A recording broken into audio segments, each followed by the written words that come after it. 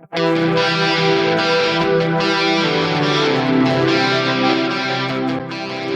back to the Fourth Way Podcast. We are continuing to discuss our rebuttals to Christian nonviolence. Today's episode, we are going to look at the supposed necessity of violence. I debated on whether or not I wanted to do this episode because I think it's going to be pretty short, and also it's going to kind of run into the previous episode as well as one or two of the upcoming episodes.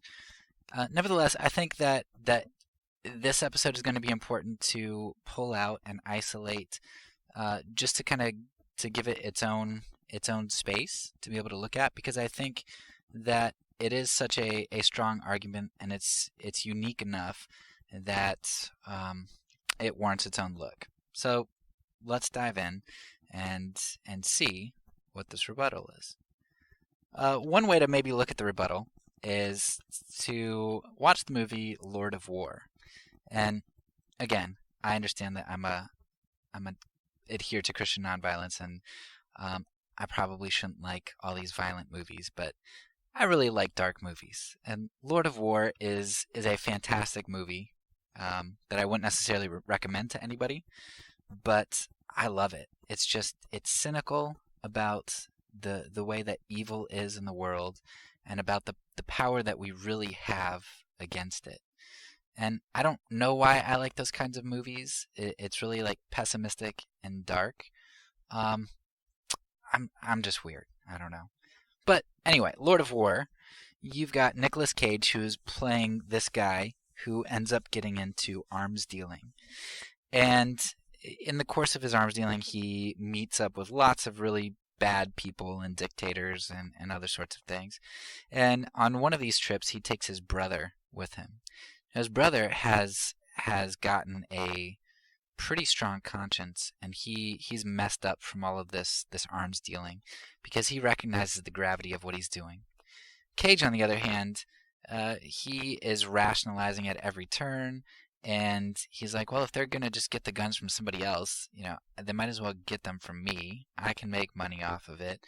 And I mean, they're going to do what they're going to do regardless. So he takes his brother on this trip, and his brother's pretty messed up in the head from all of the stuff that they've done and the consequences of what their guns have on people's lives. As they're sitting there doing this one deal, they recognize that they're doing a deal with these warlords, and down below in the valley, there's this tent city of some minority group, and they see the army trucks pulling in, and Cage's brother knows what's going to happen. Basically, these guys are ordering all of these weapons, and as soon as they've made the deal, they're going to use the weapons that they're selling to go ahead and slaughter the minority group in the tent city. And the brother just can't do it, and ends up doing something valiant and getting killed, and the atrocity happens anyway, at the expense of the brother's life as well. Some people will kind of point to this sort of event. They'll say, let's say, kind of like this tent city here, you see these warlords and these ISIS trucks, this convoy, rolling in, and they're going towards this tent city, and they're about to slaughter everybody. You know it. Now, instead of being two guys, Cage and his brother, you've got a larger band of people, and you're pretty sure that you can take this ISIS group. Why wouldn't you go and intervene by killing ISIS and stopping the massacre that's about to occur? Why wouldn't you do that? Because to just let them go in and slaughter everybody seems not just foolish, but it seems immoral to allow such evil to prevail. And before I get into the discussion on this particular subject, I do want to remind you that we did talk in episode 7, I believe, when we discussed St. Cyril. We did talk about how you do have to remember that if you levy such a claim against the nonviolent for refusing to intervene, you have to levy the exact same claim against God, because for every atrocity that occurs that a nonviolent individual allows, God allows the same atrocity plus billions of others throughout history and in the future. Every atrocity that occurs is an atrocity in which God could have intervened in his omnipotence and omniscience, but refused to. So just keep that in mind as well. But let's get into the discussion at hand. So the first point that I would say to a refusal to intervene violently in a situation that is so clearly evil, ISIS, evil, the things that they do to people, evil. Okay, that's clear. So why is intervening a problem, or lack of intervention not a problem? And first thing I would say, which isn't going to be comforting at all, but is important, is that morality cannot be determined by the ends. If violence is wrong, it doesn't become right based on any perceived outcome, perceived or actual, and that's important. So when I perform an action, if I were going to go and intervene with ISIS, with this ISIS convoy, the perceived outcome I'm shooting for is to defeat them and save innocent lives. I am not guaranteed that that is going to be the outcome. So any action I embark on is going to be an action based on perceived ends, not necessarily actual ends. Second, I would point back to the empirical evidence that nonviolence is a better course, because nonviolence proves to be more effective in the long run.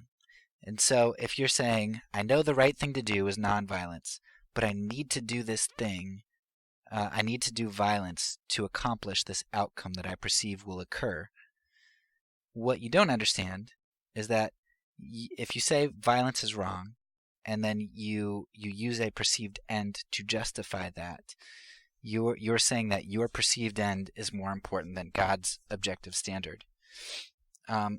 But it's encouraging to know that nonviolence is in fact often more effective if you can just hold out.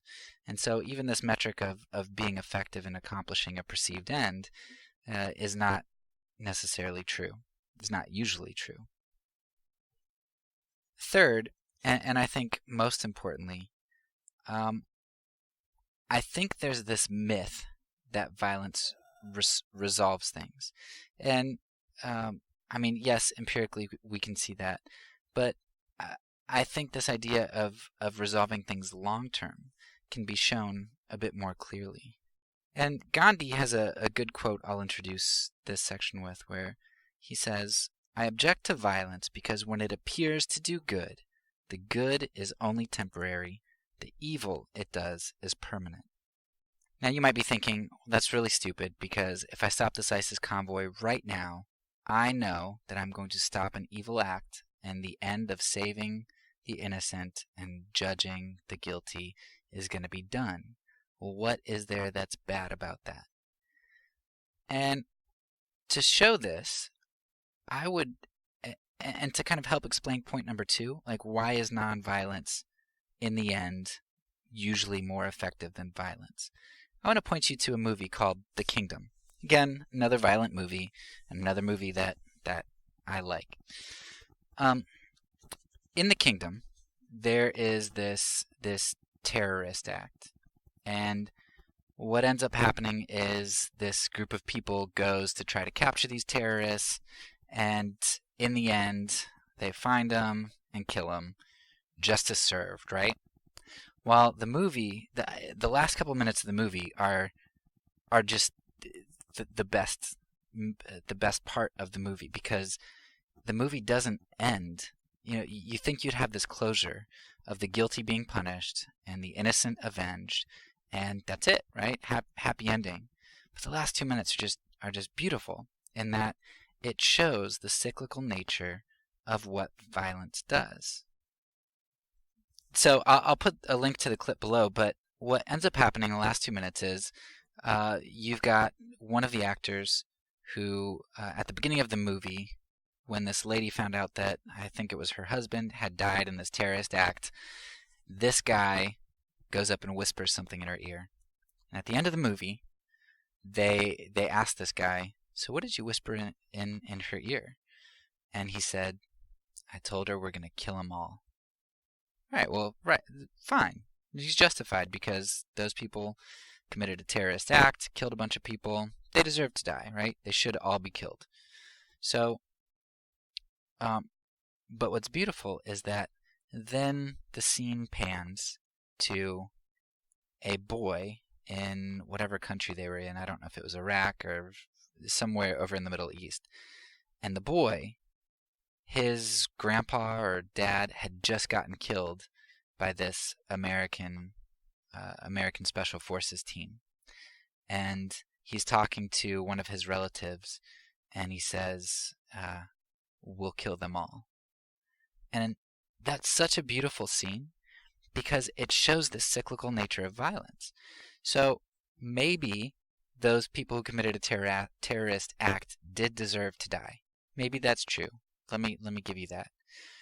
But what ends up happening is that in our avenging, when we go over and we kill them in what we think is justice, we are just perpetuating this violence in the hearts of the relatives of those people that we killed.